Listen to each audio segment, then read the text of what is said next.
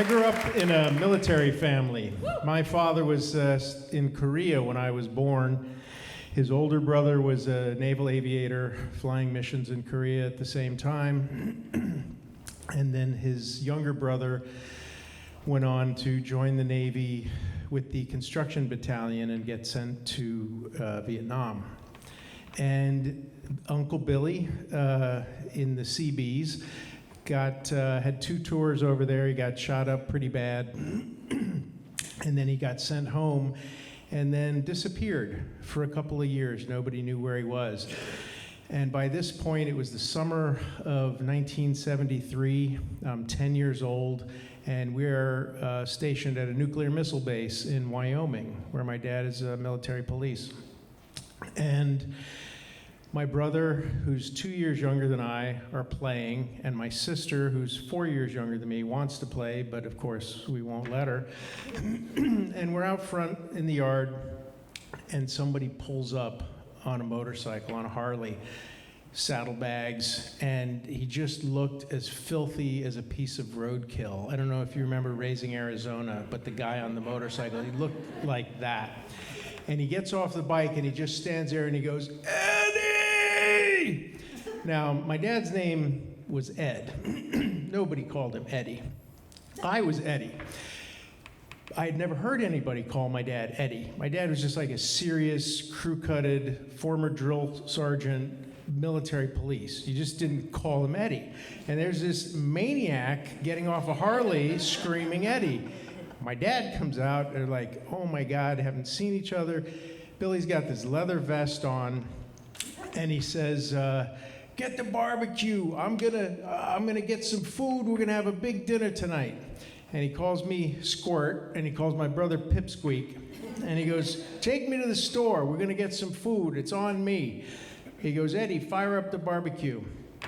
So I'm just like staring at him like, okay, he doesn't know where the store is. We gotta take him.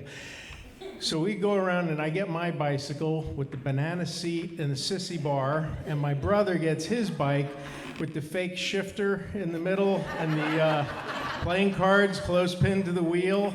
And we get out and we're riding down the alley, and Uncle Billy kickstarts his Harley, and we hear blah, blah, blah, blah, blah. And we're riding on either side, and he's in the middle down the Central Avenue to go to the Safeway supermarket. And if you thought Peter Fonda had it cool and Easy Rider, that was nothing compared to how me and my brother felt leading Billy to this lost horizon of where the food is. And we get out in front, and Billy gives one last rap to the engine, and blah, blah, blah, the windows are rattling, and we're just like, yeah, we're with him, okay? So we get off the bikes, and he looks at us, and he's like, "Okay, you guys go around. You get the corn on the cob and the ice cream. I'm going to get the steaks." And we're like, okay, we know where all that is. So we go in. My brother gets the Neapolitan ice cream in the rectangle container, the pink, the white, and the brown, and I'm picking out ears of corn. And we look over, and Billy is in the meat section, stuffing filet mignon down the front of his pants. Enough to feed the whole family. Then he takes 2 cases of Budweiser and stacks them and holds them in front of his crotch as he walked to pay. And my brother and I are looking at each other. Now remember, my dad is military police, and there's a code of conduct. And he has said to us, if I ever even think you are a thief, I will break your arms and your legs. And me and my brother looking at each other like, well, we're not thieves, so I think we didn't see nothing. And so we get home, my dad fires up, he's like, "Billy, you went all out." And Billy's like, "Don't mention it, it's all right." So we have a delicious barbecue, the steaks are amazing, and we're laying in bed that night, my brother and I were like, "Are we gonna tell? We're supposed to tell." "No, we're not gonna tell. I don't think anybody can kill Dad, but Billy could probably kill Dad. I think we're just not gonna say, we're not gonna say nothing." So we go to sleep. We wake up in the morning. Now, in Wyoming, all the kids played cowboys and Indians. But because of my dad's job, we had military training weapons to play with. We had real military helmets, web belts, canteens, so we played Army. And what we would do, we get all suited up. I had an M1 Garand rifle with the firing pin removed. I was like a mini army, right? You would see us nowadays somebody would call a SWAT team in to take out the midget army that had infiltrated. But me and my brother, we get all suited up, and we'd each head out in opposite directions and then stalk each other through the neighborhood to see who was gonna kill the other one. Now, I'm 2 years older, so I'm a better shot, and I know how to hide better and climb higher in the tree, etc. Billy is on the back porch, smoking filterless Camels, putting them out in the can, open another can, drinking. And I look over at him, and he's still got his leather vest on. He's covered in tattoos and scars. Now, the scars don't tan. Everything else on him is like bronze, dark brown tan, except these large splotches of scar tissue.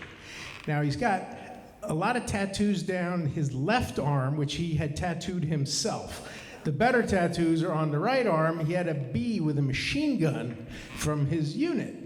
He had a naked lady that if he moved his arm, she would dance. Like, this was crazy. I had never seen anything like this.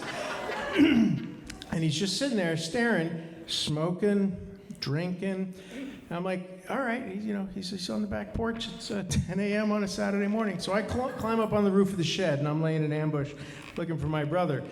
Now, for some reason, he sneaks up behind me. I'm totally unprepared. I'm on the side of the shed, and he's like, I see you, bang, bang, you're dead. I'm like, I scramble over the peak of the shed, and I start shooting back at him. I'm like, you missed, I got you, you're dead. He's like, I'm not dead, and he starts to cry because he's surprised me, and it's only fair that I'm dead, except I'm the older brother, so he's dead because he missed. So he's all upset, and he's yelling, and I'm like, listen, I'm the older brother, that's how it goes. You're dead, now lay down. So he goes, Uncle Billy, Eddie's dead. And Billy stands up, and he goes, you guys playing war? And we're like, yeah. He goes, you're dead? He's dead? You guys want to learn how to play war? I'm thinking we could learn something. Sure.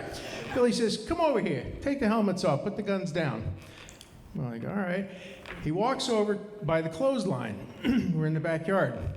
All of a sudden, a giant knife comes out.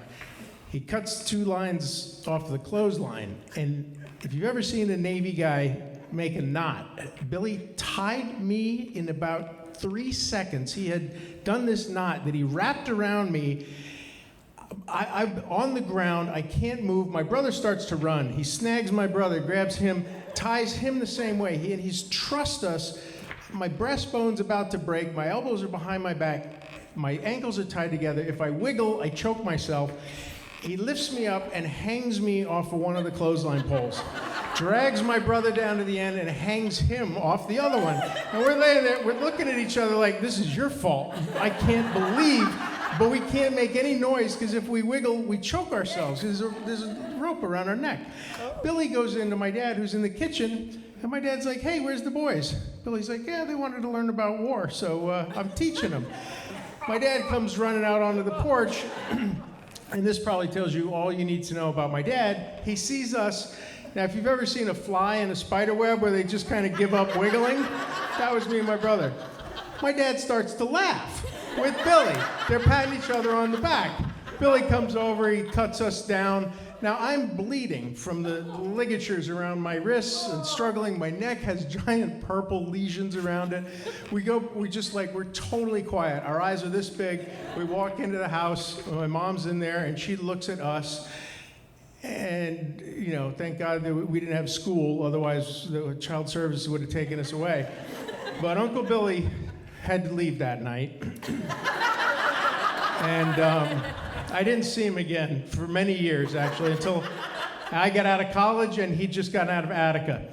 And we met at a bar in Manhattan. And after a lot of drinking, he looked over and he goes, I don't think your dad or I ever got to tell you how proud both of us were of you 2 kids that day, because neither one of you cried.